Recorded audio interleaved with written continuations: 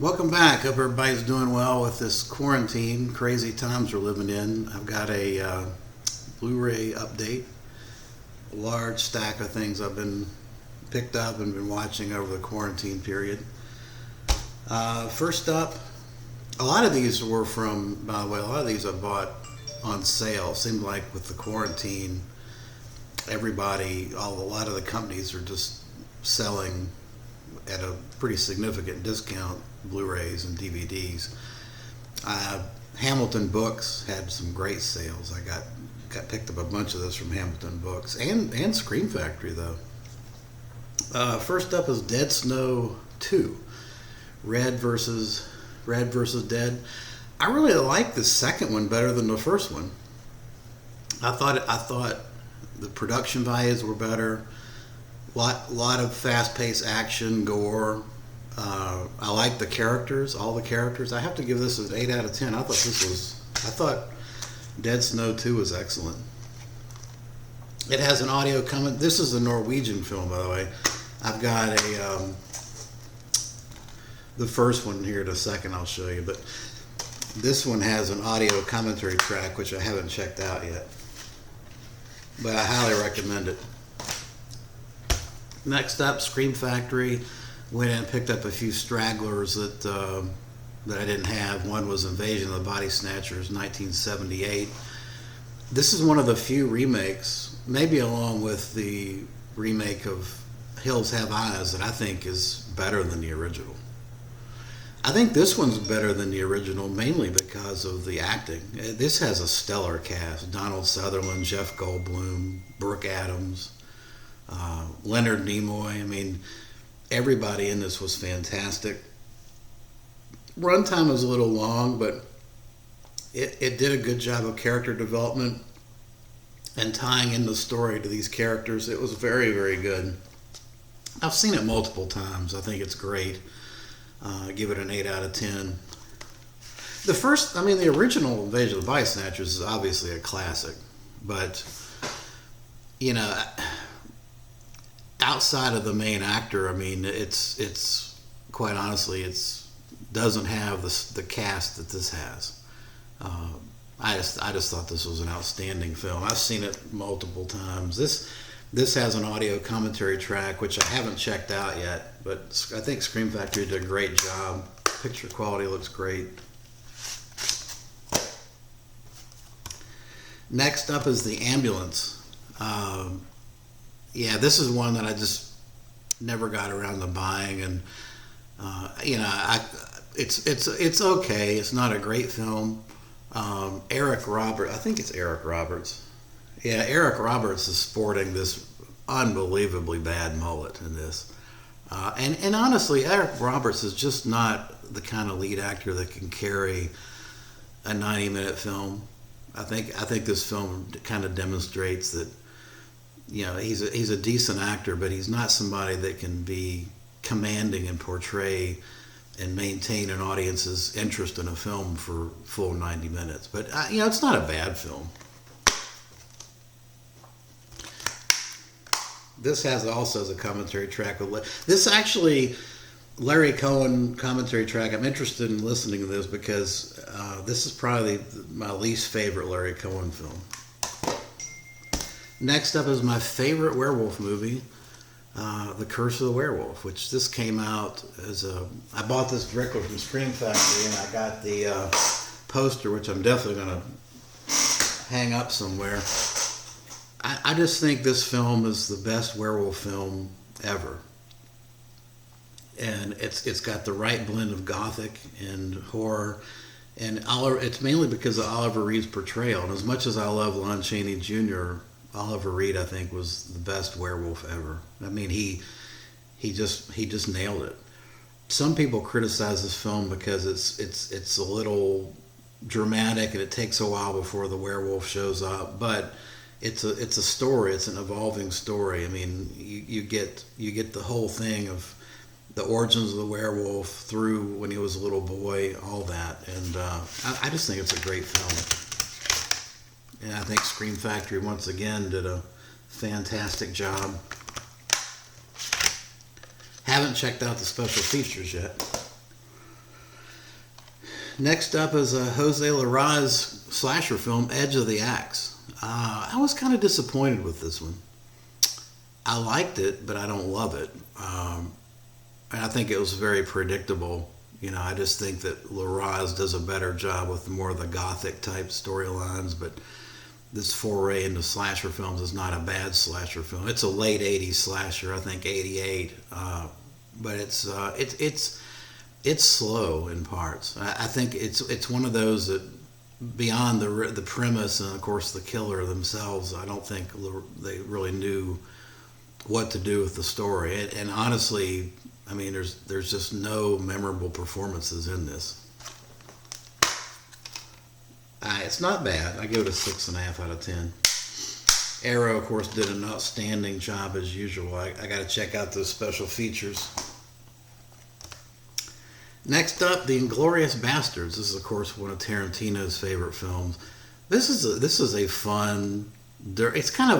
It's a Dirty Dozen flick before Dirty Dozen. I mean, it's a fun flick. It's a good change of pace from all the horror I watch. I enjoyed it. This is another one that I have not checked out the special features.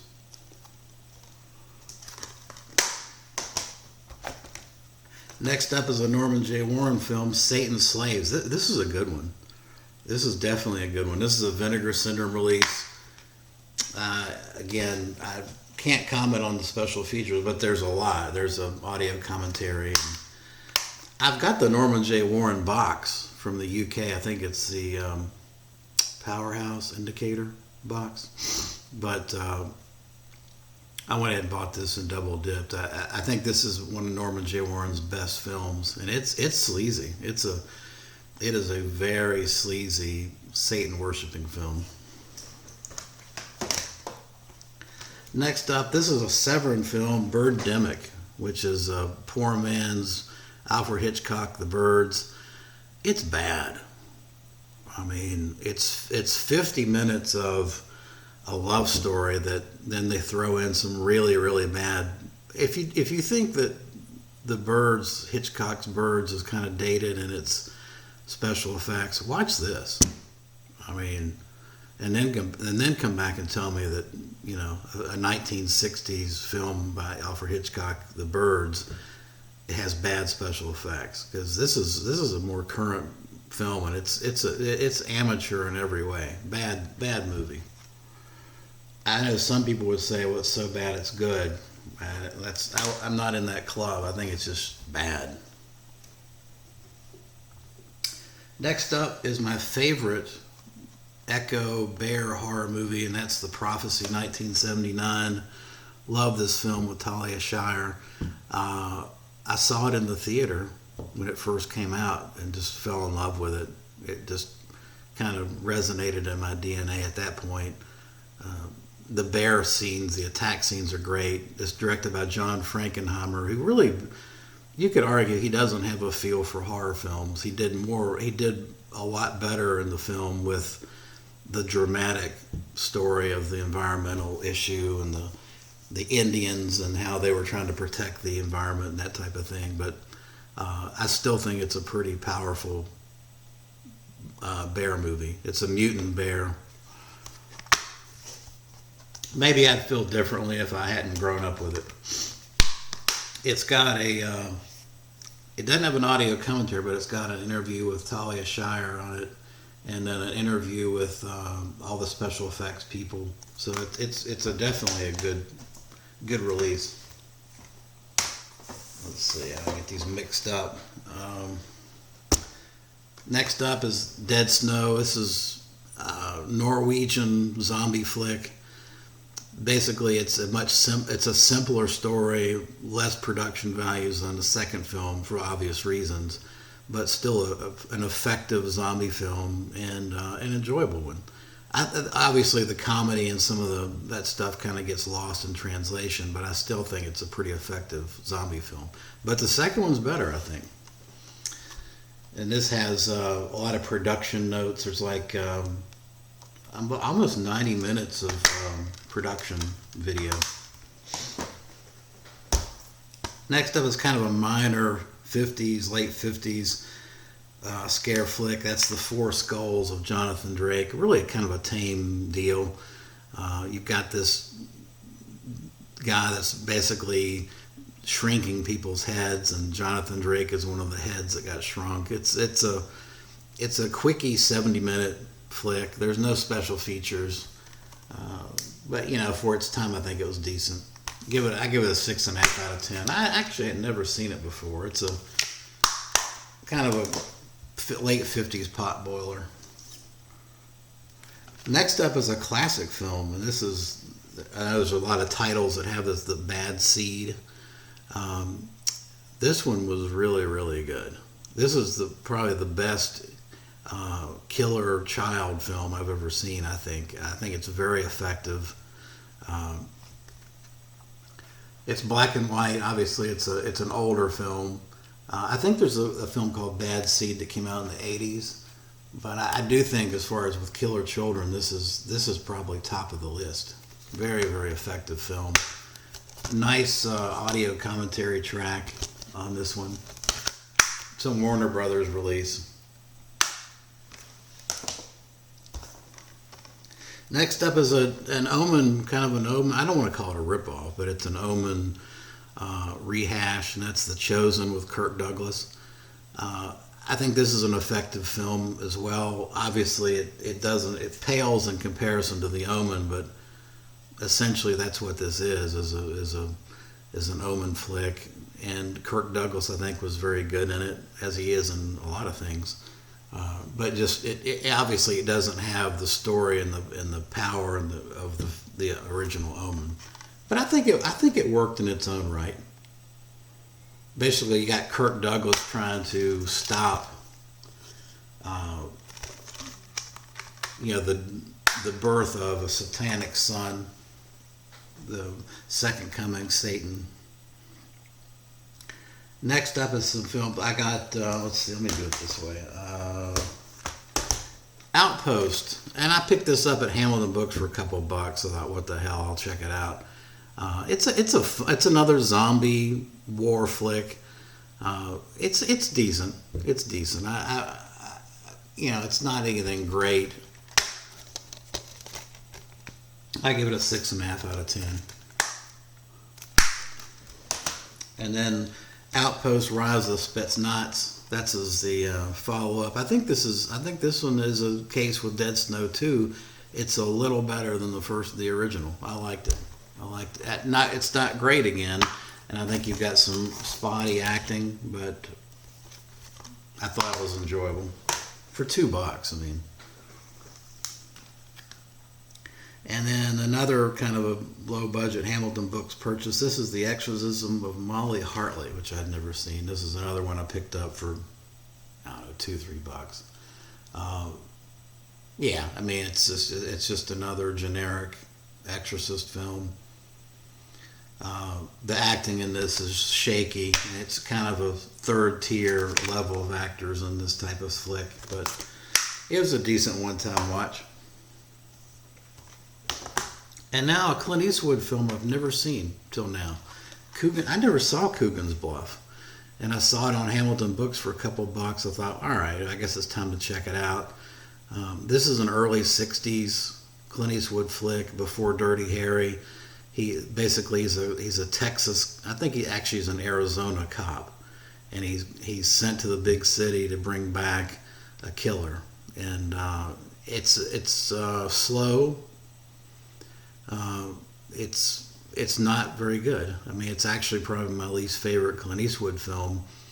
I thought Clint Eastwood did well in it, but there's just nothing to work with here. There's no storyline. They don't know where to go with the storyline. For the length of the film, I think it's an hour and 40 minutes. There's just a lot of scenes that I think that are filler at the end of the day.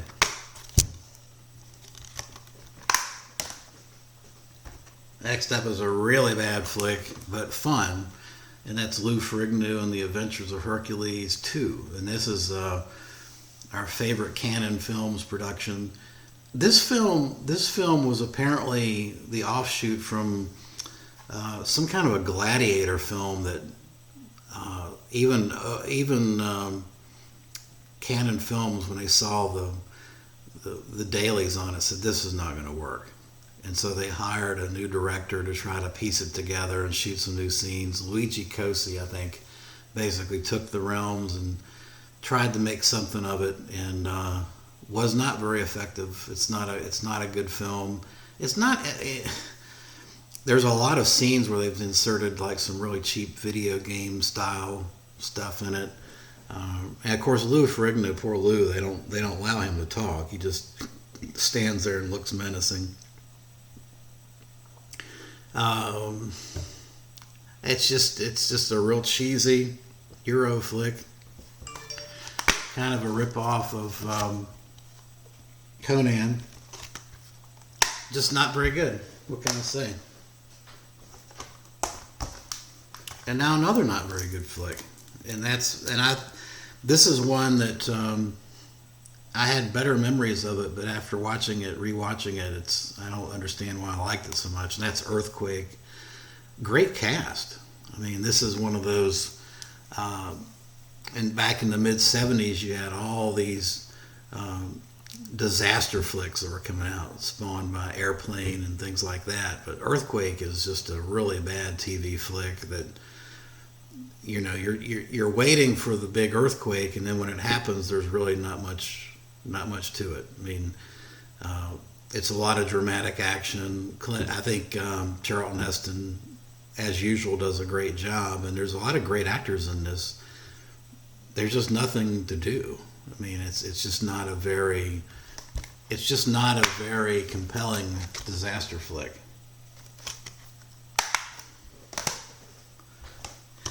Next up is an old film, kind of a favorite of mine. This is a Scream Factory release, the Vampire.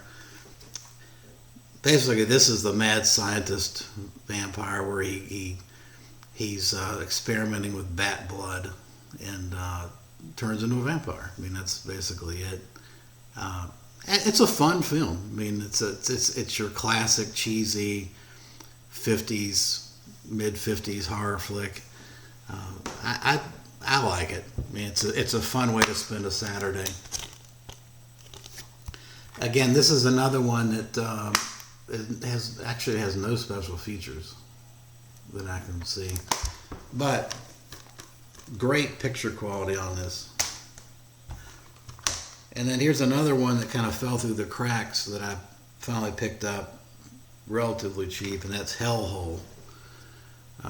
I like this film. I think this is an effective horror film, and even Joe Bob Briggs likes it. Has a mild recommend on it. This has a new transfer, and of course an interview with Mary Vornoff. This is a film that takes place in a psychiatric facility where Mary Vornoff is doing some bizarre experiments on patients. It's a good flick. It's a definitely good flick. I enjoyed it. All right, I think that's going to do it. I didn't mean for it to go this long, almost 20 minutes, but there is my Blu-ray update. If you have any of those titles or have some thoughts, feel free to leave them in the comments below. Thanks for watching.